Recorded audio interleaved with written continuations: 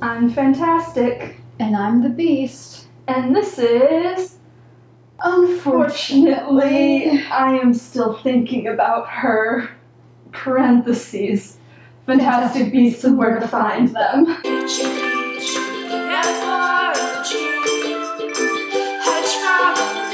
So, last summer, in the height of the pandemic, when Noah was not living here yet, and I was very isolated and lonely and sad, I accidentally hyperfixated on the film Fantastic Beasts and Where to Find Them, and I did watch it 8 times in 1 week, and there were multiple times that I watched it 3 times in 1 day.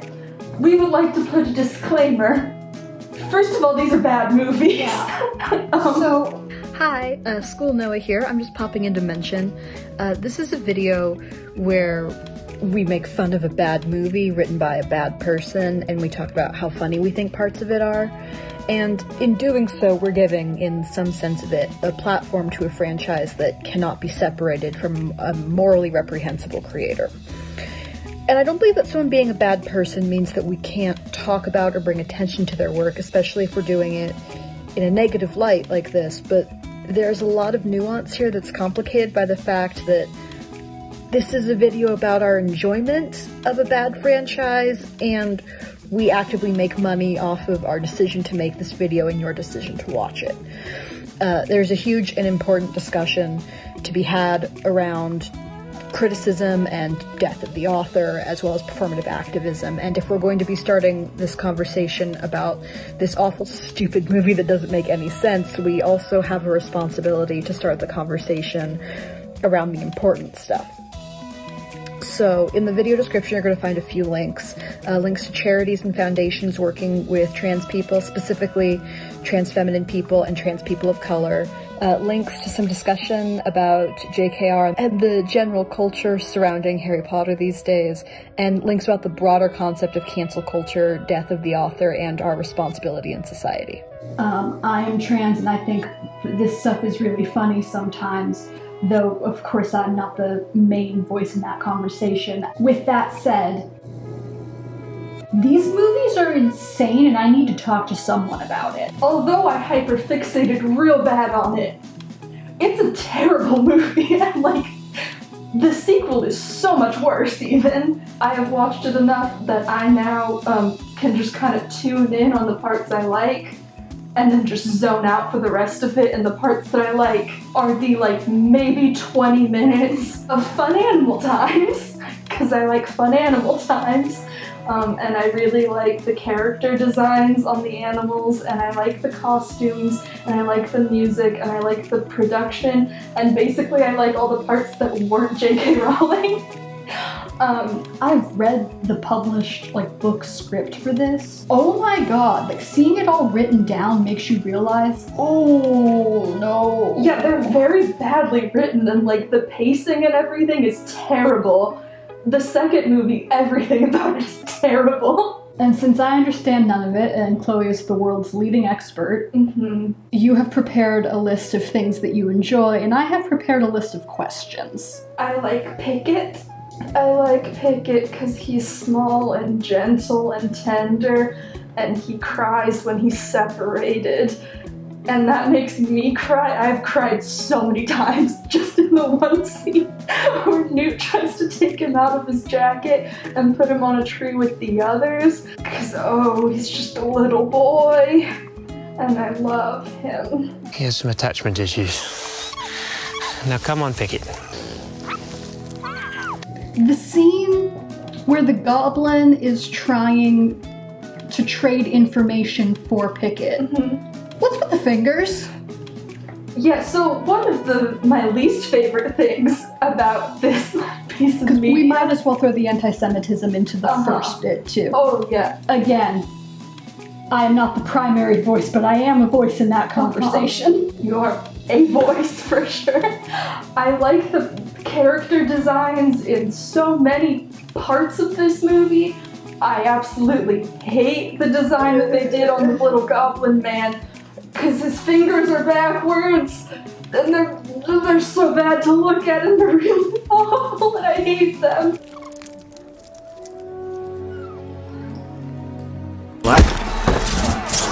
don't like how much they flex. Yeah, they're real bad to look at. So I don't have an answer. Anti-Semitism. They said let's just make that one the worst. So what's Newt's whole deal? Because something feels Gay and autistic. okay. It's gay and autistic. Yeah. That's also why one of the few things that I like about this movie. I like Newt. I would maybe watch the second one sometimes if he was in the second one. Newt is just so gentle and tender, and he likes animals.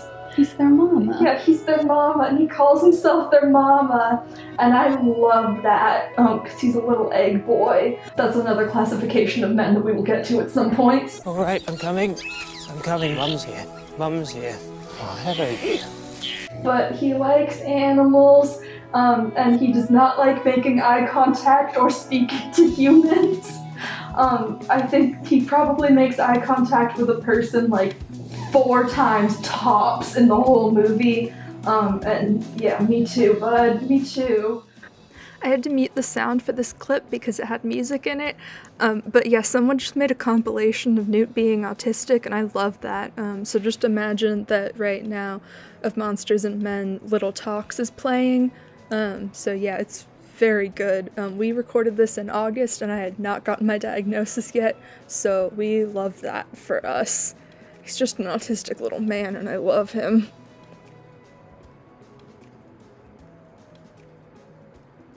Yeah, he's uniquely different.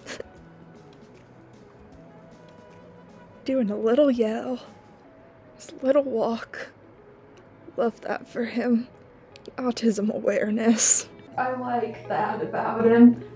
He's very gentle. Yeah, he's just a very gentle, gay, autistic man. That's some good stuff. Some good stuff for me. So why is he in America? Because he's bringing,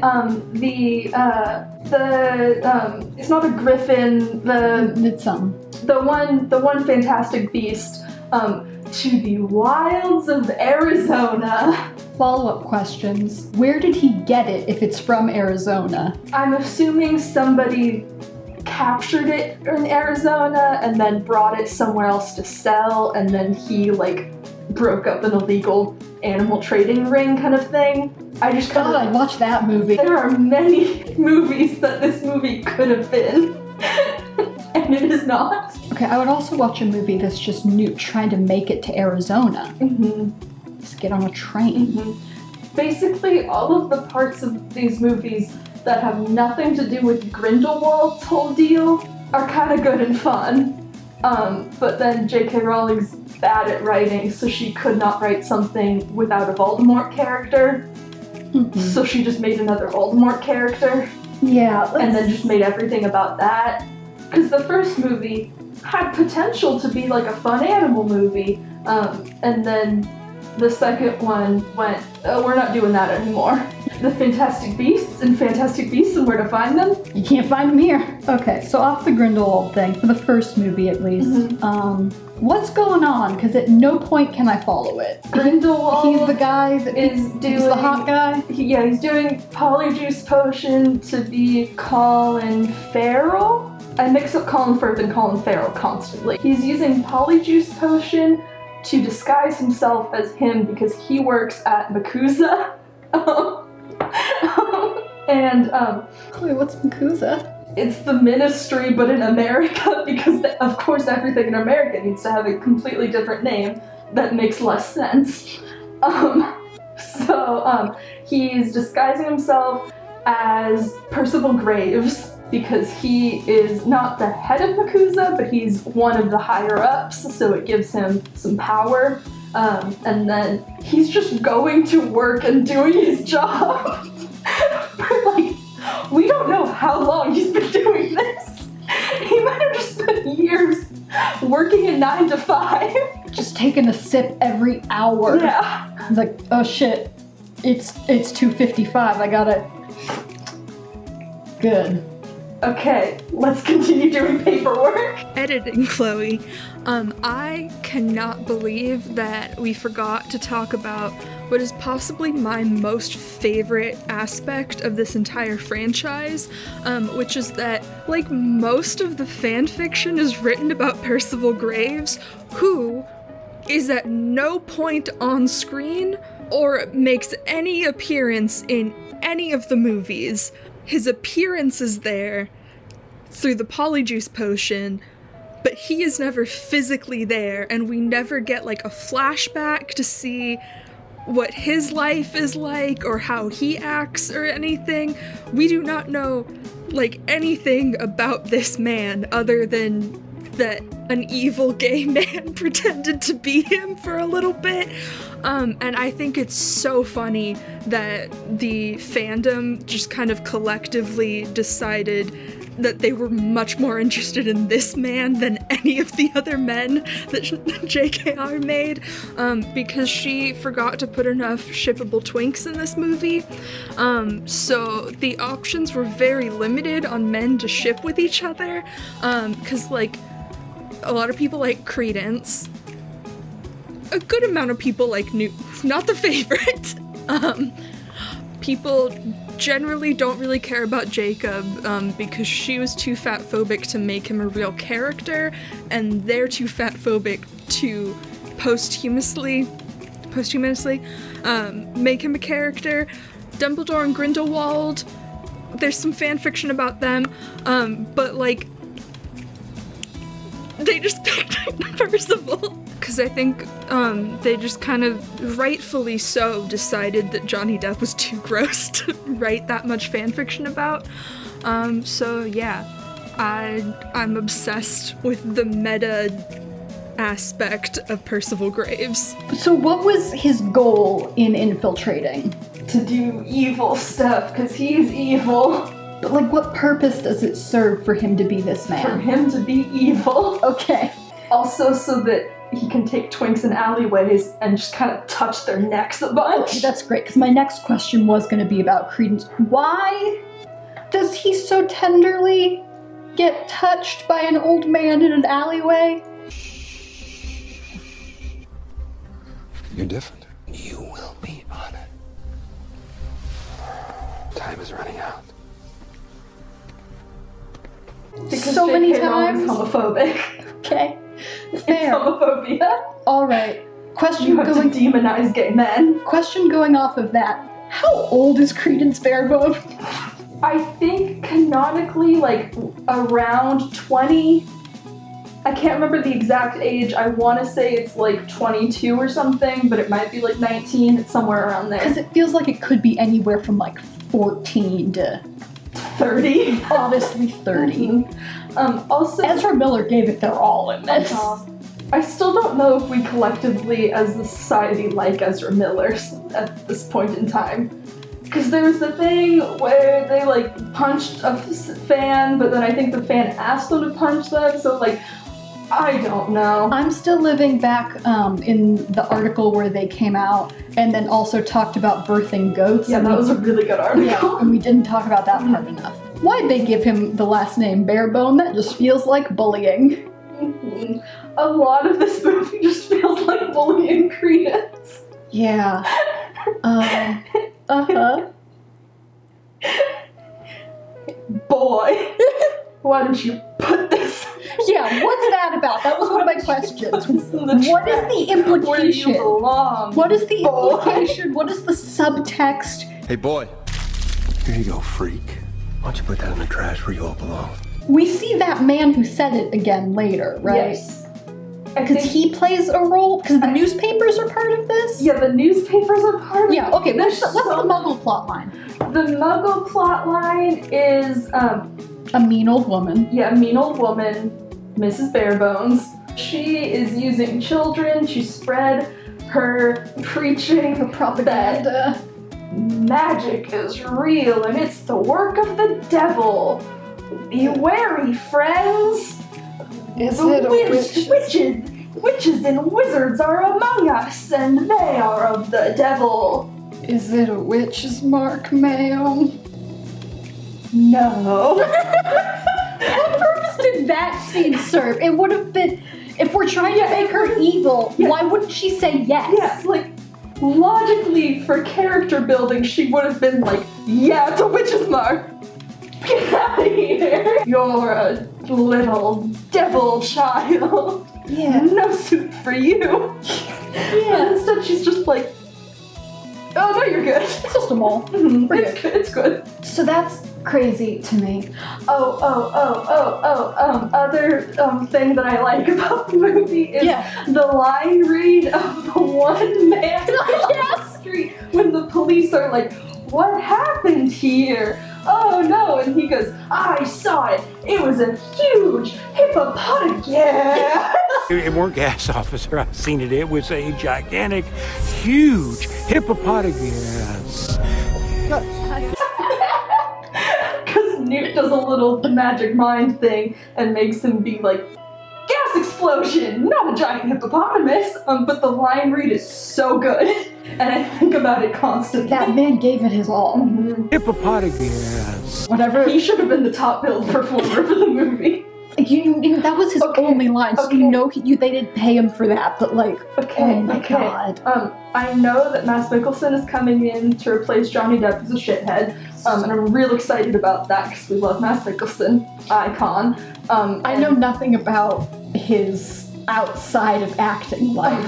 But like, love what he's doing acting-wise. Yeah. So I think he'll be a really fun Grindelwald, and hate Johnny Depp. So he's gonna play it gay so much more respectfully. Oh yeah, no, he's not gonna let them just be like, no homo though, he and Dumbledore just had little friendship bracelets. It's like, I have done this elaborate sketch of Dumbledore as David. I think that they should fire Mads Mikkelsen and hire the hippopotamus man instead, and just go, Grindelwald's doing Polyjuice Potion as that one muggle from the first movie. I don't even care if they have an explanation, I just want him to be the top billed actor in the third movie. I don't care if they're already shooting it, scrap it all.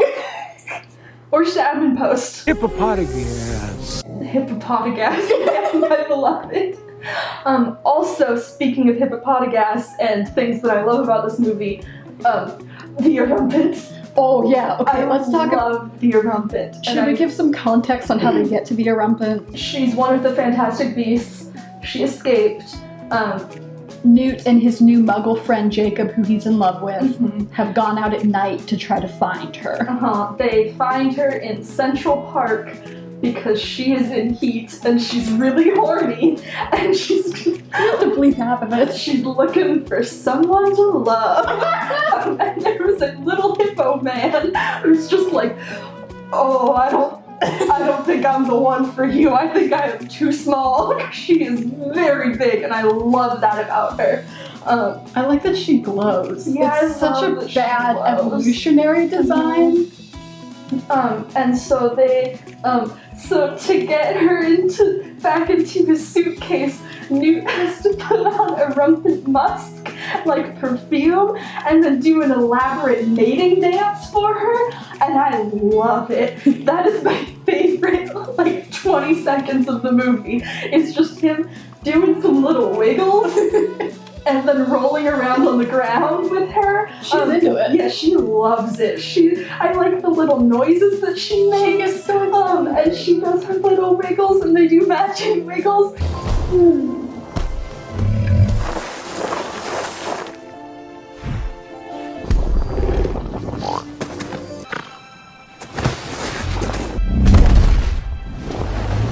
Good girl. And then in a fatphobic twist, Good Jacob, the human, who is the only, like, larger bodied actor in this film. He's also the one that they make fun of the most because he's the muggle and he's stupid and he loves food and looks at women. Because he's just a blundering buffoon. He has been tasked with holding the bottle of Erumpent musk, and oh no, he spills it all over himself, even though he doesn't. It just goes like that, and then somehow it's all over There him now. is more on Newt. Yeah, there's much more on Newt.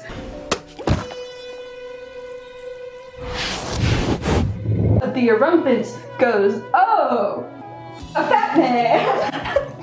And then goes, that's one of me.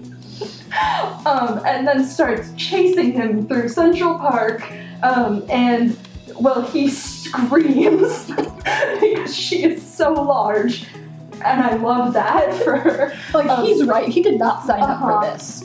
He's here because he's poisoned, and they're waiting to see if he dies. Yeah.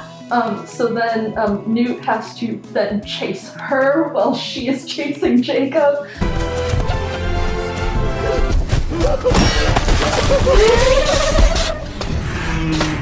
He finally, there's a whole shenanigans, ooh, and then he like gets like the trunk against her, and then she gets like sucked into it. In another fatphobic twist. Yeah. Earlier in the movie, when Jacob has to go into the case, Newt descends. There's like a little magic staircase thing. Jacob starts to get into it, and like Winnie the Pooh, oh no, it's stuck on his belly because it's too big. Guess he has to just hop up and down and open until it just goes like and sucks down. It's not funny. It's not funny. Even though every other huge creature just goes. But no, this human man, let's make fun of him. Let's stop and point and laugh. Ha ha, let's say.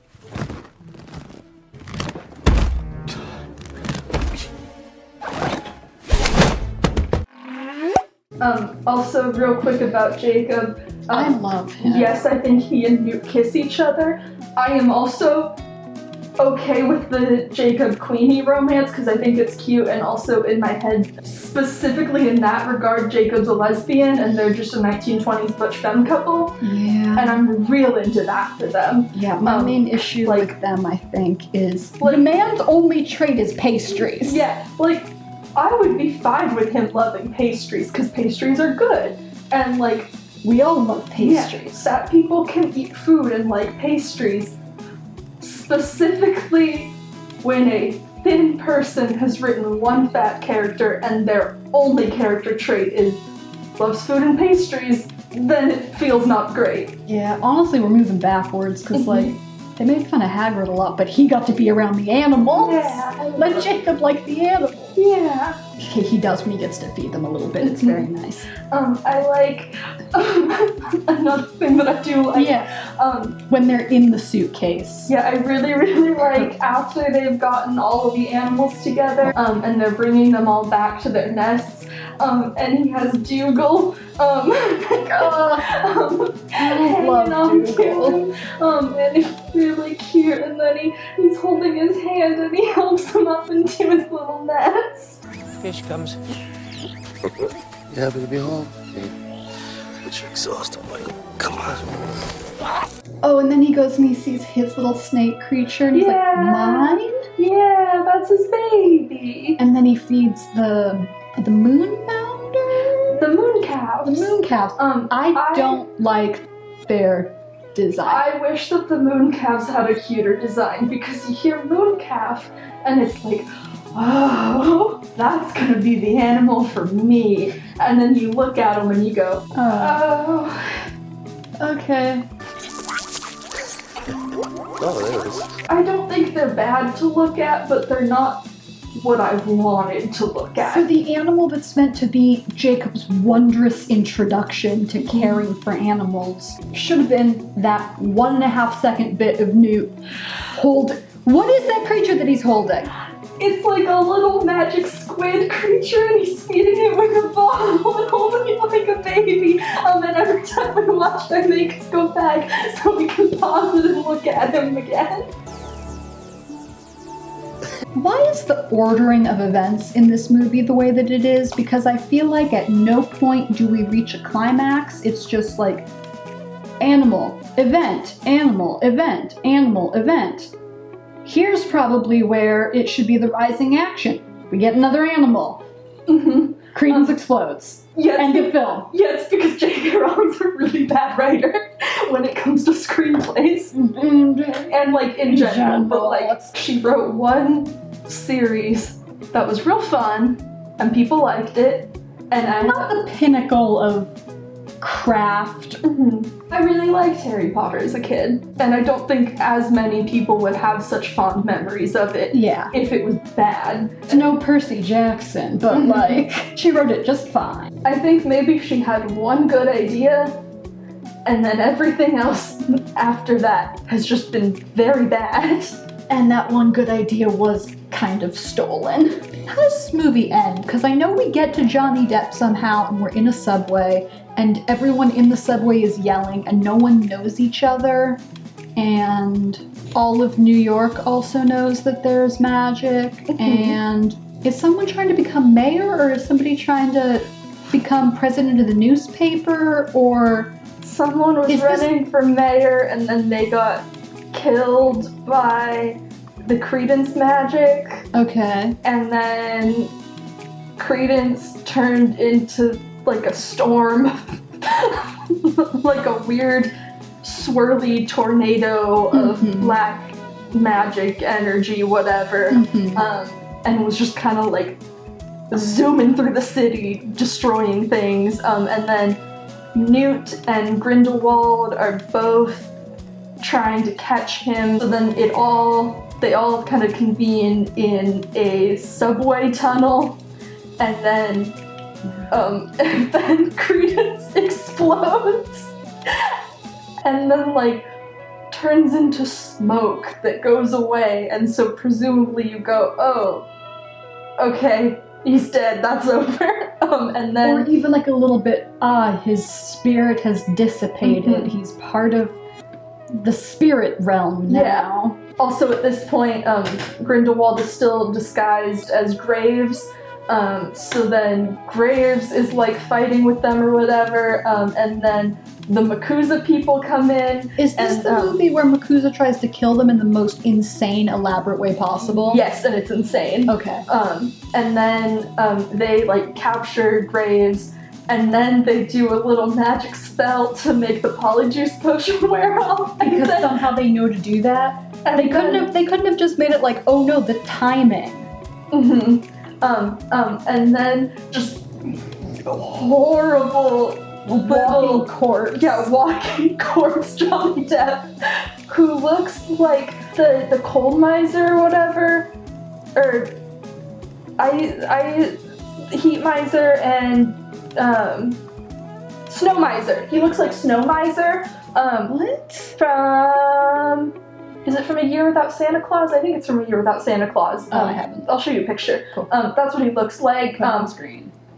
If there was like a gritty reboot of The Year Without Santa Claus, that's what he looks like. And what are his two lines? He has two lines. His two lines. Neither of them make sense. And our theory is that they gave him a copy of the script like months before filming started, and then they wrote a new script, and then never gave Johnny Depp the new one, so he's still reading from the old script, and that's why it feels like they are having completely different experiences and they're really conversations. just talking past each other. So they're all like, Grindelwald, we knew it was we should have known it was you. And then he looks up and says, do you think you can hold me?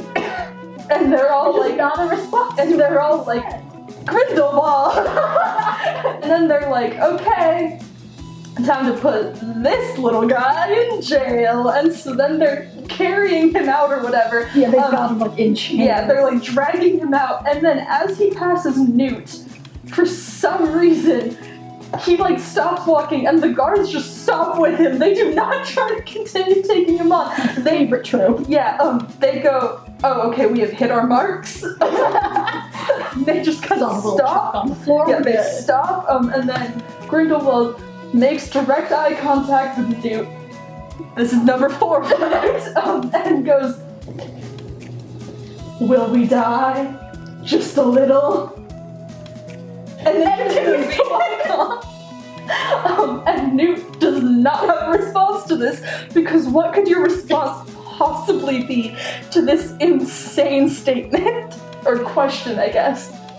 He's not even supposed to be here. Yeah, Newt's not a part of this. So then they do magic stuff to make it rain memory loss eraser. Yeah. Yeah, and then It's fine. I don't really mind that part of the storyline because it gets in the water, so that everyone in the house is also. It's fine. I'm fine with it. I do kind of like that sequence because the music is nice, and I like when it's flying through the city and stuff, and it's in the clouds. I like that. That's very nice. I get real emotional when Jacob walks out into it. Yeah, so then they have to make Jacob go out to get his memory erased too, because you can't have a nomad walking around. To be fair, they want to leave him like that. They don't think there's any personal. Yeah. They just don't want Makuza to kill him. It's like Serafina something is the head of Makuza, and she made them, so they all have to go out and bring Jacob out. And then tragic. Yeah, and it's very sad, and Queenie kisses him, and then he loses his memory and stuff. And then he starts a bakery where Noah hates the pastries. I hate his bakery. I really like them. I think they're cute. I like Chloe, if you were a normal human being I would love them. They don't look like anything. I think they look like friends. They look like he tried to make animals and fucked up so bad. Yeah, and I like it. It looks like if you let, like, an 8-year-old cut out the gingerbread. Yeah, I think it's cute. They look so bad. I don't want to eat a sloppily made Dougal. That's horrific. I love the Dougal one. So anyway, it's like, so maybe he's been, like, dreaming about the creatures or something. Which is kind of sweet. Yeah, because someone's like, Jacob, where do you get all these ideas from? And he's like, I don't know. They just come to me, I guess. And then you see that Queenie is also there. But like, as a customer, being secretive, like, hee, that's my boyfriend. Don't tell anyone, especially not him. And then, Tina. We haven't mentioned Tina once. Tina. Queenie. They are unmarried. They are unmarried sisters. I think that both of them are lesbians. Tina just looks like that. What other explanation can you have for the bit where she's like, okay, I have to sneak you guys in because we can't have men here, and the lady's like, Tina, are you alone? She's like, yep, I'm always alone. And then there's nothing about having, the men aren't, it's... Also the actress for Tina is 6 feet tall, and I think that's really hot of her. Yeah. So at any point, she and Eddie Redmayne are like about the same height. They could be eye to eye if Newt wasn't like how he is. And then for the first time in the entire movie, as they are saying their goodbyes, it's like romantic music maybe? And she's like, hey Newt, maybe come back and see me sometime. And he's like, yeah, maybe. And she's like, but in like autism, yes, I'm not making eye contact, but yes, kind of way. And then she's like, okay. And then she does a little skip. And then she does a little skip, and I do really like her skip. Okay, I think that scene is kind of cute because in my head, I'm always just thinking about I have feelings for you. I have feelings for you. Yeah. The feeling is friendship. Yeah, that's the energy. Their energy is the feeling was friendship. Yeah, and so neither of them had experienced this before. So I think that's adorable. Like, I want them to be best friends. Yeah, I'm really into lavender marriage, Newt and Tina. I think that's great for them. I just think about Tina guiding him through an airport. Yeah. Autism questionnaire. Do you get fascinated by running water or lights? Another thing that I do like. Oh god. I like the nifflers. I think it's really cute that they like shiny things and they go around collecting shiny things and putting them in their little pouch. I like it when he's standing in the window. Yeah, I like when he's standing in the window, and I like when Newt has to shake him out. What? A thing that I don't like is that they put the pouches really low. I don't like when I put my fingers in there. That is so low. I mean, we do it non-stop, Yeah. but Do you want to see what's in my Niffler's pouch? get deep in there, root around. So I have some shiny buttons. Another shiny button, but this one's gold. This is the felt coin that it came with. That was being held in the hands, but I cut it off so that I could put it in the pouch. Because it's so much cuter if you can hug. And a little piece of rose quartz. That's what's in my Niffler's pouch. What's in my bag video, but what's in my Niffler? Let us know what's in your Niffler's pouch in the comments. There you go, bud. Okay, do we dare go into the second film? It's so bad. Yeah, trying to explain it to your dad was a nightmare. Yeah, we spent like an hour the other night sitting on the floor, yelling, trying to explain the sequence of events. And it was so hard because the entire second movie is just different characters coming in and saying, hello, I'm this guy, here's my backstory, here's what my motivations are, maybe, here's what I'm doing, and here's what my deal is. Oh, it's your turn now, and then another character coming in and doing the same exact thing, and each one of them has a separate plot line that they're trying to do, and it's so hard to follow, and none of it matters at all, and there's not animals in it other than like one 2-minute sequence at the beginning. And it's too horny. Yeah, because Newt has an assistant named Buddy. Who's real horny for who's him. real horny for him. And I swear that her only role is to get us primed to think that Newt can be attracted to women. He's not attracted to her, but her only role is to make him seem heterosexual. Yeah, very much. Because the first movie, it's like, oh, that's just a little gay man. And then the second one is like, oh, he likes women now? Jenny Nicholson, what a thankless role. Buddy. I do like the animal that they show. Also, I think she's really cute, and I wish that they let her just be a character. Well, if they were trying to find some fantastic beasts, she'd have a lot of stuff to do. Yeah! Like, I think the actress is really cute. There's and no I liked fucking how they beasts in dressed this her. movie. Yeah, there's no beasts. There's, the Niffler had babies, and so there's like one shot of the baby Nifflers, and you're like, oh, we're gonna have babies in this movie. Nope, you never see them again, ever. They are not there for the rest of the movie. I mean, there's some babies in the movie. So this entire movie is just leading to one 15-minute segment that is the one good part of this movie because it is so insane that it kind of goes back around to being really good. So the movie does start off with Grindelwald being transported from one wizard prison to another. Are we just... Okay, we can't describe the plot. No, I have questions about it. Okay, cool. I was gonna say, we gotta get back on the questions or else this is gonna be like a 3-hour video. Yeah, my questions are, what crimes has he committed at this point that make him need to be jailed? Because I know that the wizard cops will jail you for anything, including having friends. Being a freak.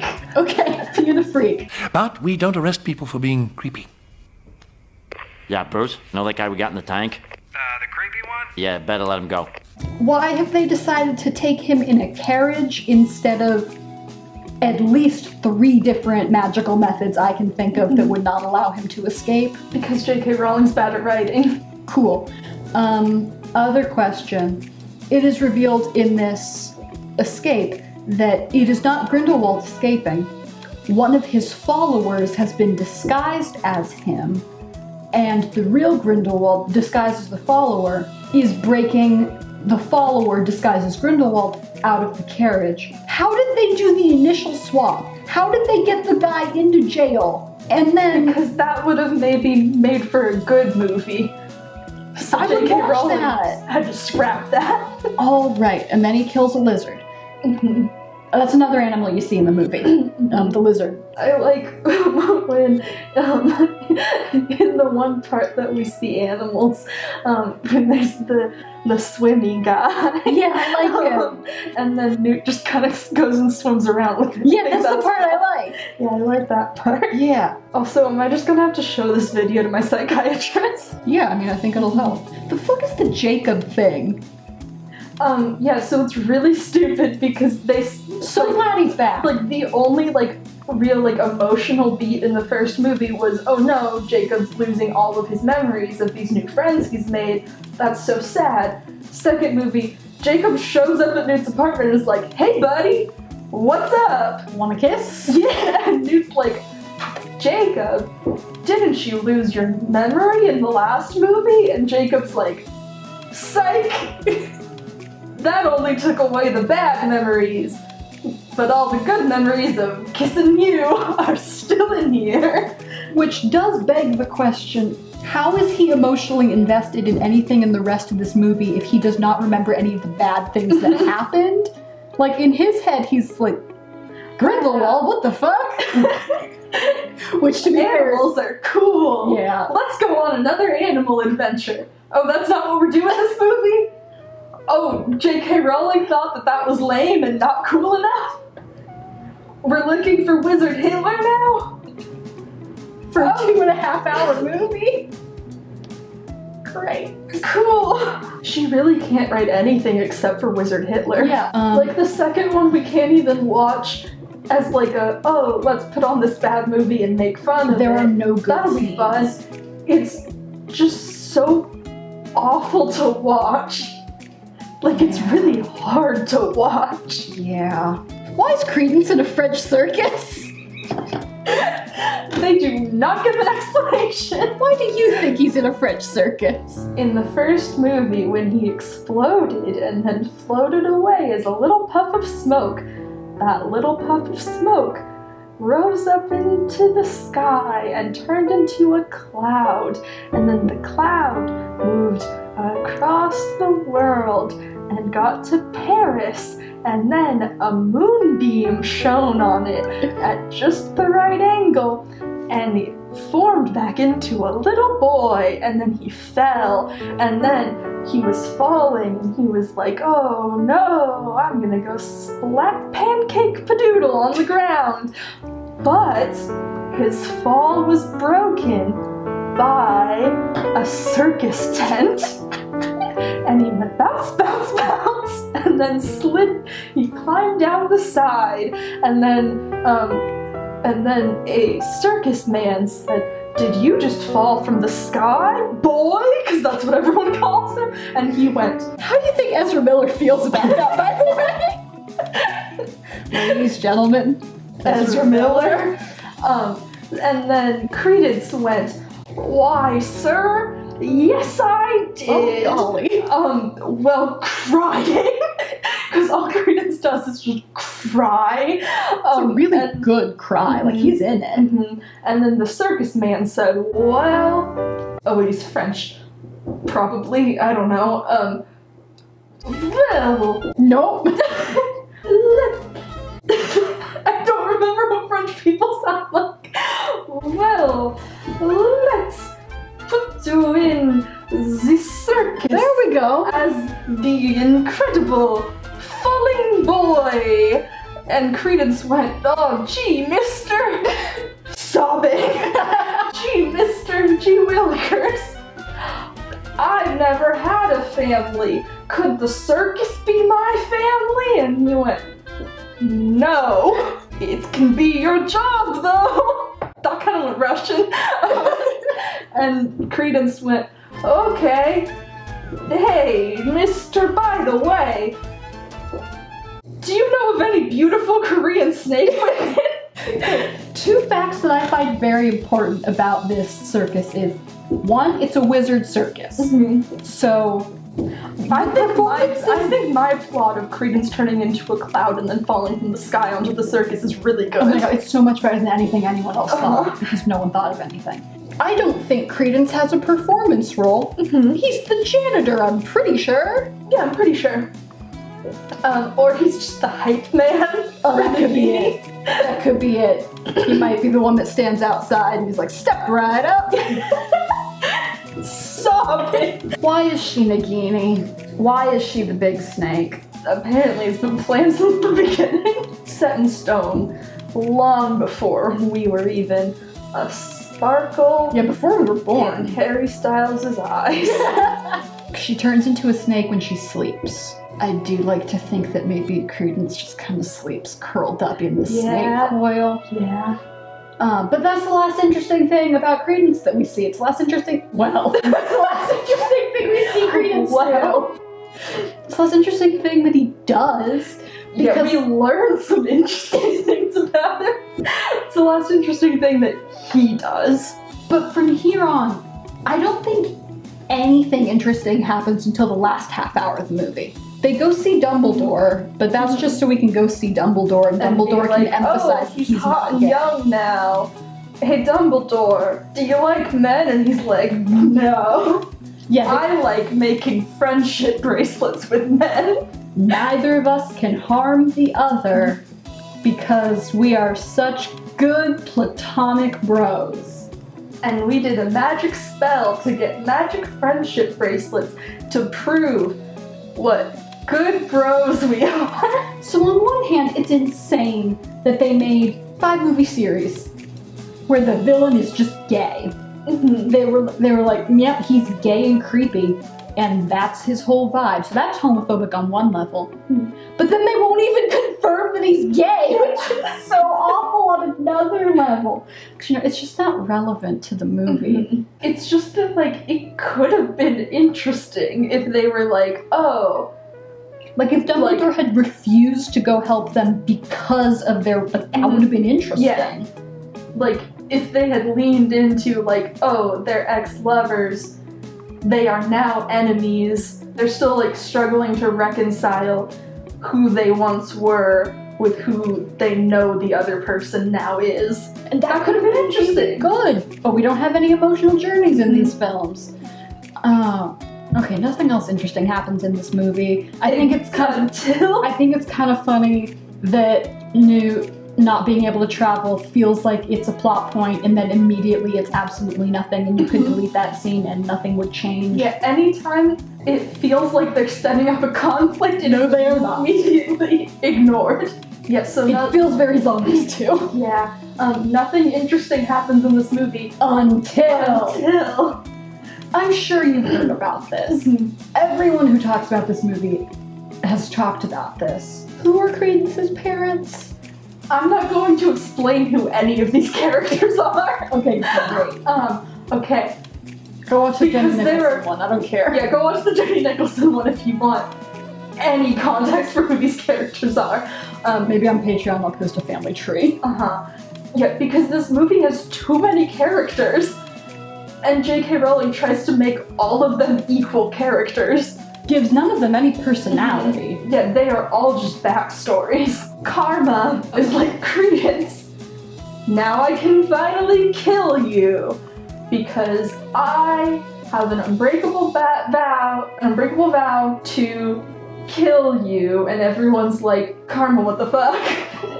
Why? None of them know who he is.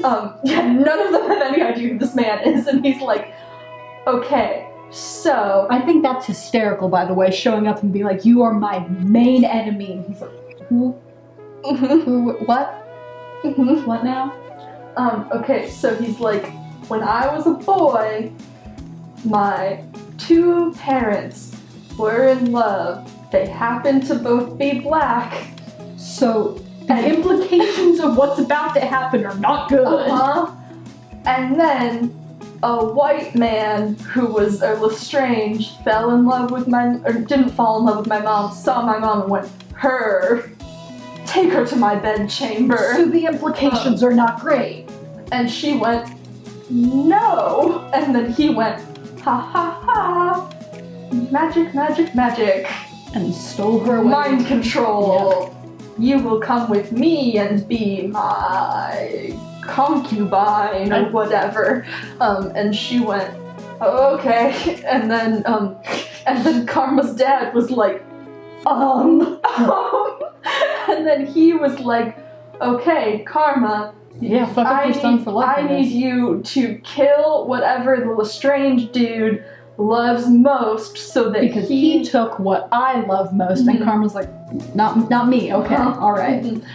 So Lestrange and Karma's mom had a baby with Zoe Kravitz, and then the dad went, I do not love this baby. And then the mom died in childbirth, which apparently a lot of witches do in this. And then Lestrange took a new wife, a new white wife, and had another baby. And she also died in childbirth. And it was Credence. Which, and you gotta wonder, what's he doing?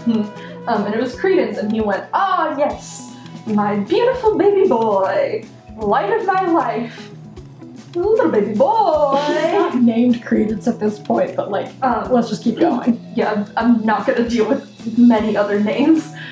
So he went, yes, my beautiful baby boy, light of my life, you are the thing that I love most in the world. And Karma went, hell yeah, cool, we gotta kill that baby. But then Lestrange went, because he somehow knows. Yeah, Lestrange was like, oh, the kid of my dead other wife is gonna try and kill this baby because I love it too much. Better send it to America. So he sent his 2 children and a nanny on a boat to America. Then Karma is like, yes, so you see.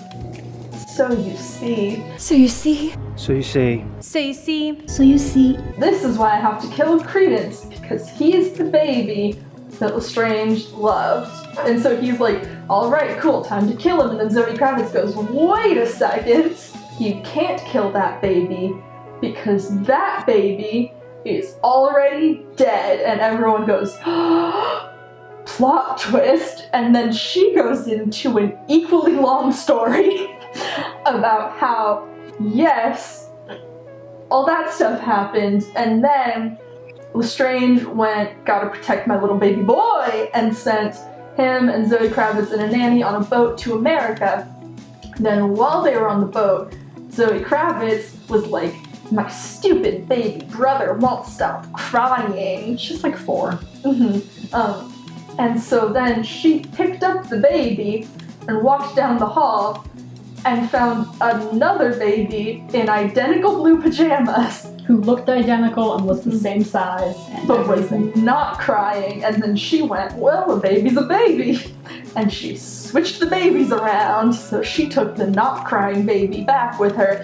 And then unclear if she intended to swap them back. And then the boat sinks. Is it the Titanic? We did the math. It's not the Titanic, right? We did the math, and the math doesn't line up for it to be the Titanic, but also it's written like it's. But also the math in like the timelines in all of these movies are insane. So like I'm just gonna say it's the Titanic, and J.K. Rowling just fucked up the timeline. Yeah, it's the Titanic. It's so much funnier. So the Titanic is sinking. They all hop on their little lifeboats, and Zoe Kravitz is like, oh, I still got this other baby, and then Annie's like, so glad that I have Zoe Kravitz and the baby safe here on this lifeboat. 1, 2, got him. And then Zoe Kravitz watches as her actual brother drowns in the water, and she's like, oh, I can never tell anybody about this. And then she goes... That alone would be a really funny backstory. Not funny. It might be a little bit compelling if that was like her secret and that was the only twist that we had.